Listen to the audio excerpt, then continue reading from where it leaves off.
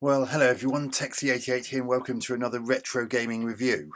Now, after having just looked at the Sinclair Spectrum version of Asterix and the Magic Cauldron, based on the characters created by René Goscinny and Albert Uderzo, now I'm taking a look at the Commodore 64 version, which again was brought out by Melbourne House in 1986. And we've got a fairly nice loading screen there. And the colourful. It used a sort of stippling effect to simulate the skin colour. Looks like they used a bit of white and red with a sort of checkerboard style to get a sort of pink colour to replicate the skin tone.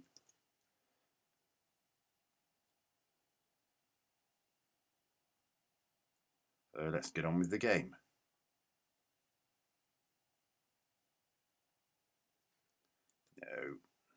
No, no, no, no.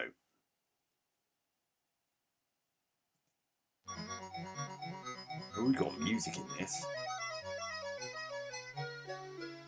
Oh.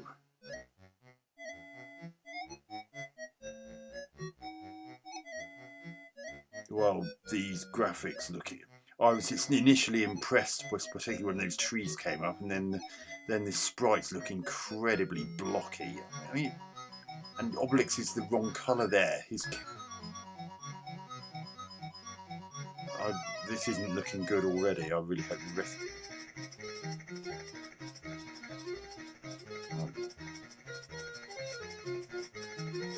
So there's Asterix and Obelix in the top left corner. Oh dear. Visually, this doesn't look as good as the Spectrum version. I mean, the characters are not as well defined as they are in. I mean, they're still just about recognisable, but they don't. They're just not as well defined.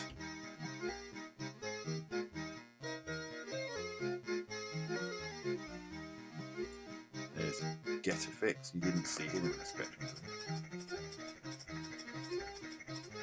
And I know so you only start off with 2 wild boars in this compared to the 5 in the Spectrum version. It also takes a bit longer to redraw all the pit. Get out of the way, Obelix. Obelix, get your ass out of the way. Thank you.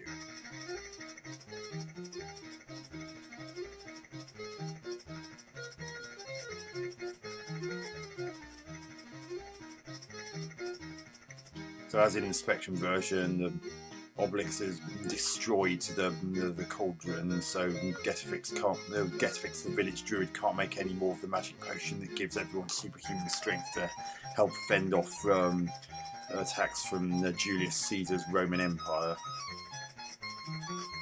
And that is the only thing that's prevented their one village from being taken over the way that the rest of... So let's have a... Oh dear, this looks really blocky. Well, that's given me another boar at least.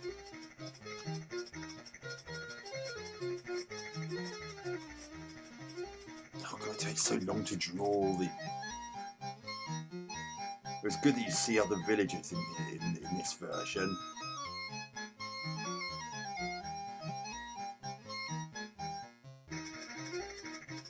God, everyone's really starting to look the same in this.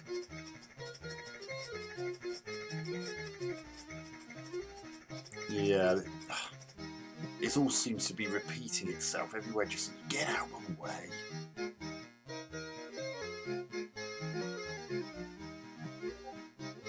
Right, I think hopefully I found the exit from the village. Yeah, here we are, open forest. The graphics are reasonably nice, I suppose. I need to beat up another wild boar. Somehow we've lost the third one that I managed to get just then. So again, back to the story. Like in the Spectrum version, you have to find the broken pieces of Getafix's Cauldron. Blimey, look how far. Oh, crikey.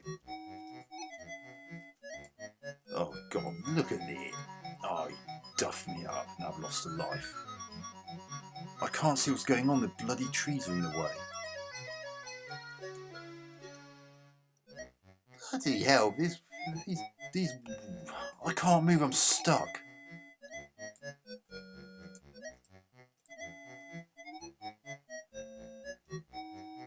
Oh, this is crap. The controls for the fighting is even worse in this version. Oh, Fanny managed to beat one up. But then comes another one and I can't move because I'm stuck in that tree. Oh, freaking hell.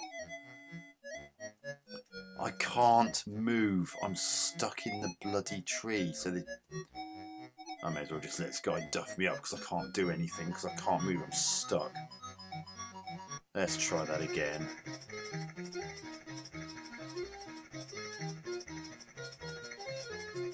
Right, so I need to go down from here.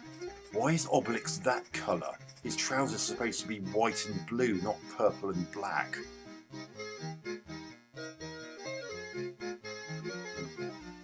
Look how indistinct the sprites are. They're just not very well defined and they're really blocky.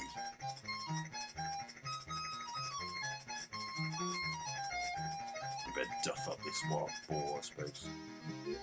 Come on, here, boar, come over here. Look, he's just off screen being a tease.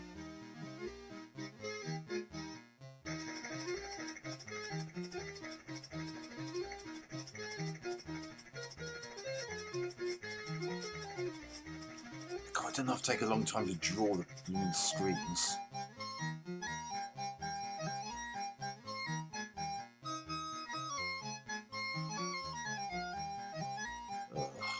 Goodness me.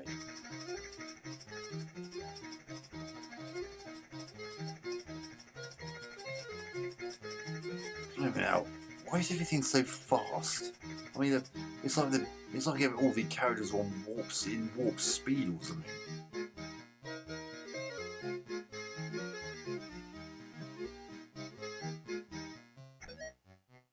Right, here we are in Camp Compendium. Right, I'm going to try not to get stuck in the tree this time. Oh God, the collision detection's crap in this, and sometimes the Roman soldiers do ridiculous amounts of damage, and other times they can be knocked down in one hit like that. No, you don't, you bastard. Ooh, is that what's that? Oh, I found a key. Oh, shite. Yeah, leave. See, look how easy he was. It just seems... Oh, and then another one comes in. You just get endlessly spammed with Roman legionaries. You bugger. He only had one tiny sliver of health left.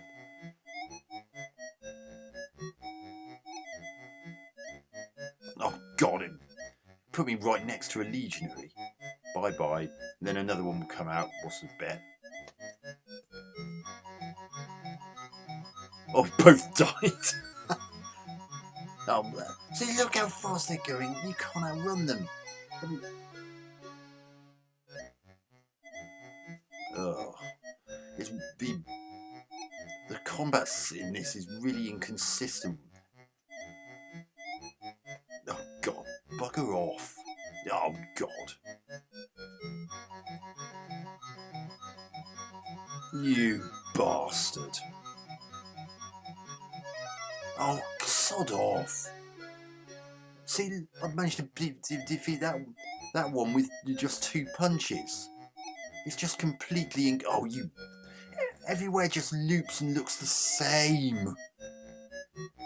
And look how fast they can move. Oh, and my blooming Asterix faces the wrong way to start with. Oh, I've had enough of this. This is shit. This is way worse than the Spectrum version. Okay, so that's Asterix and the Magic Cauldron for the Commodore 64. It's generally pretty bad. Graphics. Well, the backgrounds look fairly nice, but they're not as detailed or as well drawn as those in the Spectrum version, and the sprites, although sort of recognisable, sometimes have the problem of being the wrong colour and are not as well defined as they are in the Spectrum version. And see the Obelix with purple and black trousers. He's supposed to wear white and blue. Animation's not too bad. At least it's not 2-frame animation. Sprites are a bit on the small side, but maybe that's a good thing because at least it gets around too much slowdown problem. Sound. Well, there's no sound, but there is a jaunty little tune that plays during gameplay. Whether or not it pleases you or irritates you will depend on your personal taste, but at least it's a bit more atmospheric than just deathly silence. Gameplay, a bit of a mess really. The combat sequence is even worse than it is in the Spectrum version. It's inconsistent. It's got some bad hit detection, and there are points where for one moment you can suddenly be able to knock out a Roman legionary with 1 or 2 punches, and other times he'll just absolutely pummel you to death and you don't stand a chance. It just seems to flick from one to the other at random or at will, and not at the will of the player either. And the case of everywhere looking the same and seemingly looping seems to be even more of a problem in this version than it is in the Spectrum version. So chances are you're going to be wandering around quite a long time trying to find where to go before you can actually get anywhere different. That's not ideal. And as you saw, there are points where I actually got stuck on the scenery and couldn't move. I mean, luckily that legionary was actually was there, so I could just let him, drain all my lives, because otherwise I would have been stuck and would have had to have totally reset the game. That's poor design. So, and another thing, why is it that the legionaries can move so quickly? I mean, they're on warp speed or something, and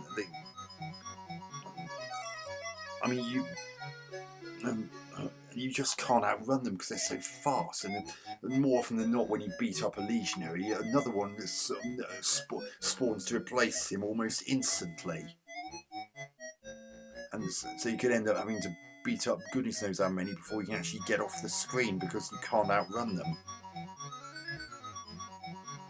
So, not a very good version really. Asterix and the Magic Cauldron for the Commodore 64 I'll give 4 out of 10. Hope you enjoyed that review. Catch you on another one soon. Texie88 out.